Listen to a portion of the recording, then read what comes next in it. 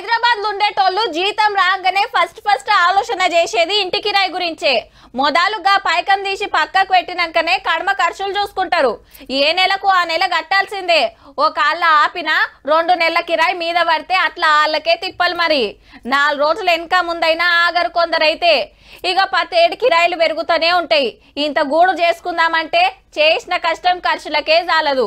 అసంటోళ్ళంతా గీ సాయం మీదనే ఆశలు పెట్టుకోవచ్చురు. కానీ కొందామంటే పైకం లేదు, దరఖాస్తు పెట్టినా ఇల్లు వచ్చే కోపు లేదు. పట్నపొల్ల పరిస్థితే చిత్రం ఉంది. పో ఇందిరామిళ్ళ కోసం సర్వే నడుస్తుంది కదా.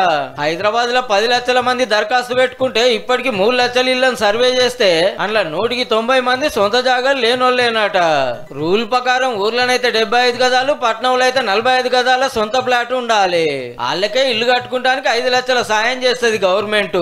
కానీ జాగాలు లేవు కాబట్టి ఈ పైకం రాదన్నట్టు. హైదరాబాద్ లో 24 నియోజకవర్గాలు ఉన్నాయి. సర్కార్ లెక్క ప్రకారం నియోజకవర్గానికి 3,500 చొప్పున 84,000 ఇండ్లకు సాయం చేయాలి. పరిస్థితి చూస్తేనేమో గిట్లున్నది. కానీ పట్నంలో జాగా కొనాలంటే అయ్యే పనేనా?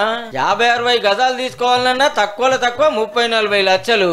ఆ పైకమే ఉంటే అపార్ట్మెంట్ లో ప్లాటే కొంటారు. లేకనే కదా కిరాయిలకు ఉండేది. జాగాలు లేని వాళ్ళకి వెనకసీరి ఇస్తామంటున్నారు. కానీ ఇప్పుడు ఇల్లు కట్టాలంటే సొంత భూమి ఉండాల్సిందే. ఈ ముచ్చట మీద సర్కారు వాళ్ళు ఏం ఆలోచన చేస్తారో గాని పట్నం బతకచ్చిన వాళ్ళు కిరాయి బాధలు తప్పించి ఓ ఇంటోళ్ళని చేసే ఉపాయం చేయురి సార్లు జరా.